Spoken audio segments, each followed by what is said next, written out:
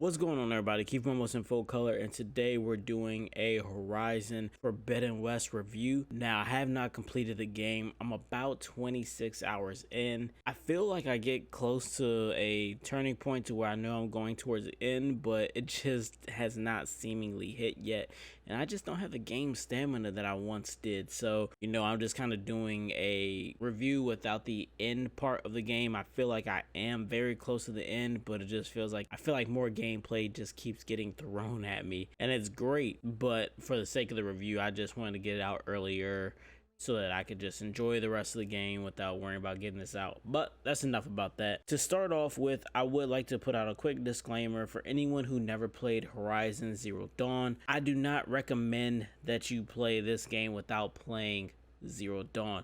I know there are YouTube videos and whatnot that can kind of give you the gist of what happened, but this is one of those cases where I feel that the YouTube videos and whatnot don't do it justice, and that some things are missed or lost upon you for certain reasons. Now, I guess we'll start with kind of the beginning of the game, and a thing that I thought that was really cool that they tried to do but failed at doing. I know that sounds really like a conundrum, like how is it cool, but then they failed. At the beginning of the game, they utilize a character from Horizon Zero Dawn named Varl, and they bring him in, and he's kind of like your Padawan, and you're training him in the ways of tech. You're letting him know, like, for those who don't know, the main character has this thing known as a focus, and a focus is basically like an augmented reality device that displays information in real time about all sorts of things. So you're teaching this to Varl, and it kind of serves as a tutorial as well.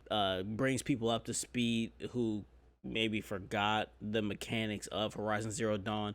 But I also think this was meant to usher in new players, and I'll get to kind of like the disjunct momentarily. But the cool part about this is you just see Varl's mind getting blown. Like, his mind is just getting blown moment after moment after moment while learning about this stuff. And it's really, really crazy and cool to see. And I think in some way, maybe they realized what was going on and decided to add it, because even the voice actor is just like confusion, fear, bewilderment. You hear him going through all this. He's just going through it. And even the mocap, the facial expressions of Varl, you're seeing him go through it, and he's just like, wait, time out. What is a rocket ship?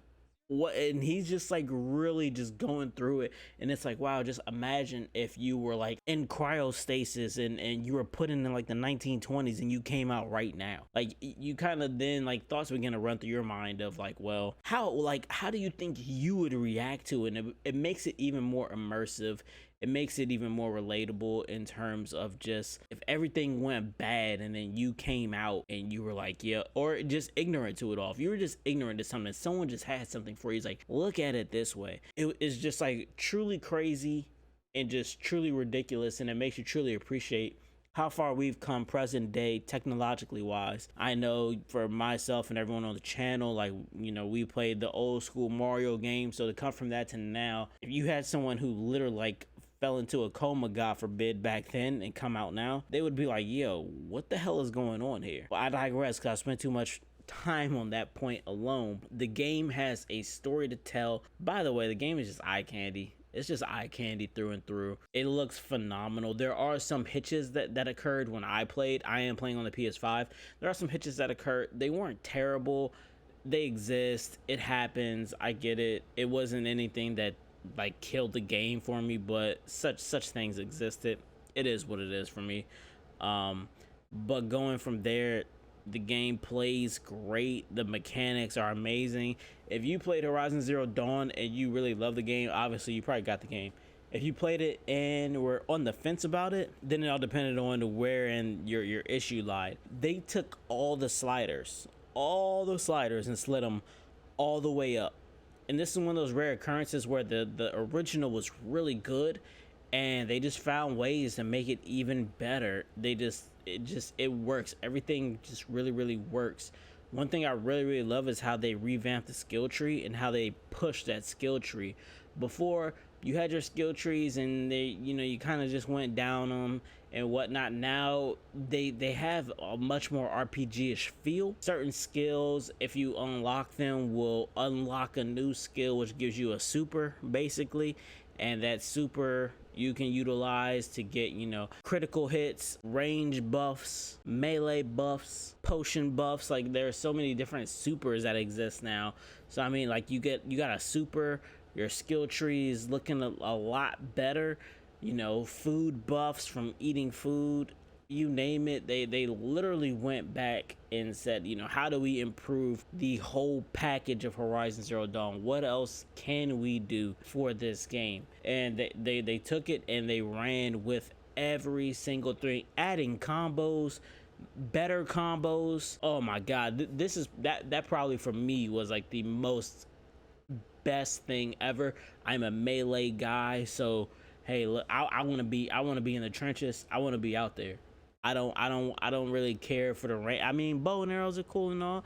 I want to be out there fighting and mixing it up. And sure enough, they give you a wide variety of combos to unlock. So that warrior tree is what I went down, and I got so many combos out of there, and it's great. I was level 8, I believe, in this clip.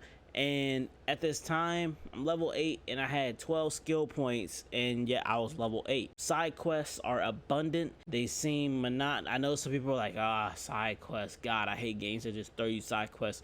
But the side quests really give a lot of exposition. They give you a lot more information, just like with the first one. It seemed very much like side quests, but as you get to doing them, they give you a lot of exposition, and they're highly beneficial. Not just for skill points, not just for XP, but a lot of times these people will give you stuff out of, hey, thanks for looking out, here's like this super rare item, and it's like, oh snap. And it's kind of like one of those why you do side quest type things. You're getting some of these rare materials that you need. I love the fact that you can just kind of go to a workbench and upgrade now. So dope. And not only upgrade, your weapons, your pouches, your trap, like you can do so many upgrades on your own as well. It's just really a phenomenal feeling through and through. This game is everything. I mean, everything about this game. They took those sliders and punched them up. If you loved Horizon Zero Dawn, trust me, you're gonna really love everything that they did with this game. If you felt so about it, you're probably gonna end up getting pushed into the light column, because like I said, they took everything and they maxed it out. Well, I'm not sure if they even maxed it out. There's probably even more that they could have done, but we all know this had to be made for the PS4.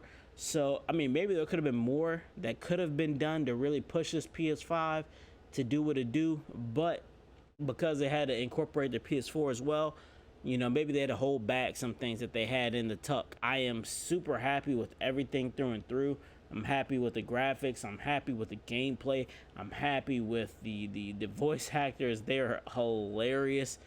God, so they're like some real drop dead laugh moments in here, which is really great for a game that's kind of on the serious side. And the game has a story to tell. It's a lot more than what meets the eye, if you will. I highly encourage anyone who enjoys sandbox games, who enjoys post-apocalyptic. Well, this isn't post-apocalyptic, it's post-apocalyptic, because the apocalypse has happened and the post-apocalypse has already occurred. You're kind of in that post phase, so it's kind of like weird in that sense. But if you like, post-apocalypse media, this is definitely up your alley. I am thoroughly loving it. I can't say enough good things about this game.